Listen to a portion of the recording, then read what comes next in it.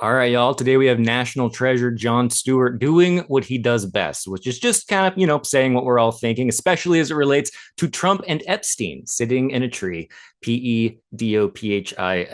And later, we're going to hear from one of Epstein's ex girlfriends who gives a new meaning to the phrase, the one that got away. And of course, we're going to check in with the GOP to see how they're handling the Epstein fallout. Spoiler alert, they're not. So, to excuse me, I'm now going to say something I've always wanted to say.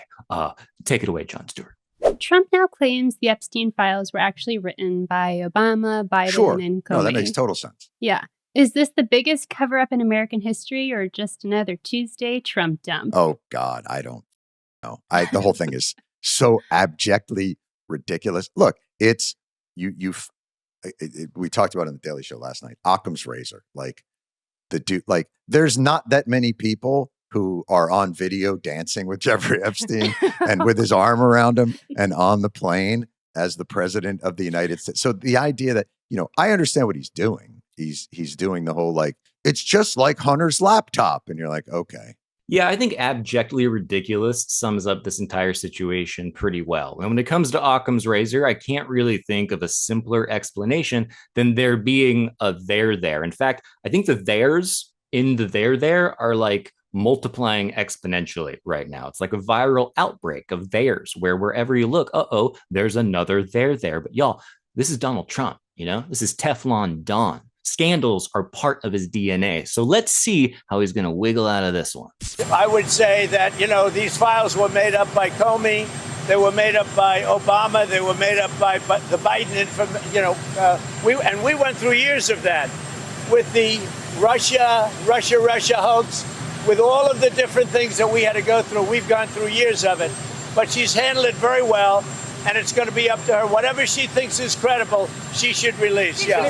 Oh, what she thinks is credible. Okay. Yeah, that's great. That sounds like an airtight system rooted in objectivity and transparency. Way to go, guys. And hey, look, I have no reason not to believe Donald Trump, paragon of integrity that he is, and this idea that Comey and Obama got together and made up the Epstein files just to make Trump look bad. I mean, my goodness, this boils my blood. When are they going to give this guy a break? You know what I think they should do to get back at Comey and Obama? Expose them. And the way they should expose them is by releasing all of the Epstein files, even the ones they don't think are credible.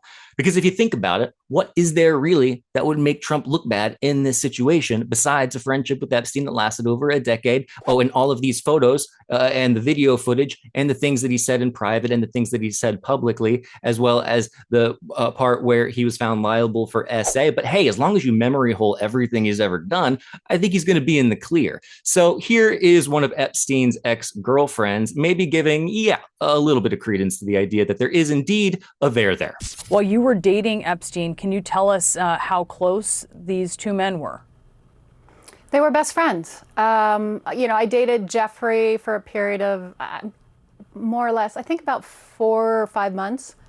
And the only friend that he would mention every time we saw each other or had a phone conversation was Donald. And he would share a lot of anecdotes. I have plenty of anecdotes. And yeah, they were very close and they were up to no good. You might even say they started making trouble in the neighborhood of West Palm Beach, Florida. Sorry, that's a millennial reflex, I guess. Now, whenever stories like this come out, there's always a choir of people that are like, there's no way she's telling the truth. This is all made up. And while I could sit here and list a bunch of reasons that I think Stacy Williams is very likely telling the truth, let's just hear her side of it. Yeah, and before I get into the details of what happened, which, obviously I told you guys and I've shared with multiple outlets, the specifics of the assault that happened. I want to point out that I was polygraphed before I did all this by one of the most renowned examiners in the world. Michael Wolff has hundreds of hours of interviews with Jeffrey Epstein where Jeffrey confirmed to Michael what the two of them did to me long before I came out and told you all of this. And now is the part where a bunch of people go, hey, polygraph tests aren't reliable, which is largely true. Polygraph tests don't really have the best reputation these days, and most psychologists will tell you that there's very little evidence that they can actually detect lies. However, and this is just my little tepid, lukewarm take here, just because a polygraph test isn't like some magical lie detector doesn't mean it's not valuable in deducing the sincerity of a person's statements. It's not necessarily because of the test itself, but because of the psychology that surrounds it. And so when you have someone like Stacy Williams who goes, all right, I actually stand by what I'm saying so much I'm going to take a polygraph test, and then she actually follows through with it, that might very well suggest that she's at least acting in good faith. And it might also suggest that she would rightfully predict that people wouldn't take her seriously or believe her. So with all of that said, let's put on our own lie detector hats for a moment and listen to this story and just tell me that this does not sound so abjectly ridiculous that it must be true. So those are two critical data points that you need to have. And now I'll walk you through what happened. I was dating Jeffrey. He was always talking about Donald. It was his bestie and everything. And he was joking about how Donald thought I was hot and Donald thinks I'm this or whatever, wants to talk to you. And he was telling me this as we were taking a walk down Fifth Avenue one day. And he said, let's stop in and see him at his offices. So we went up to his office in Trump Tower. And within a couple of minutes, Donald was outside of his door. And his hands were all over me. They were on my breasts, they were on my butt, they were on, my hips, up and down, while the two of them just kept having a normal conversation.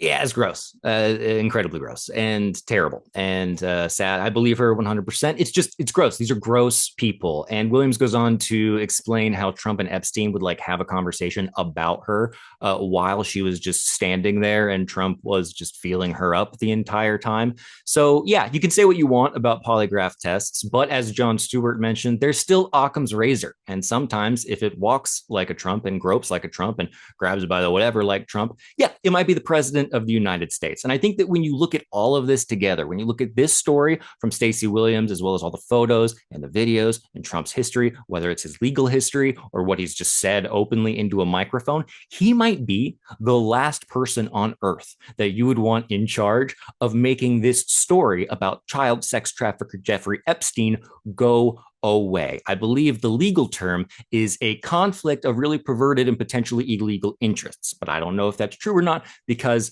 I made it up. Okay, but never fear, all right? Because if there is one political party that has always been obsessed with dragging these nefarious ne'er-do-wells out of the darkness and into the light, it is the GOP, folks. So let's see how they're handling the recent push to release the Epstein files.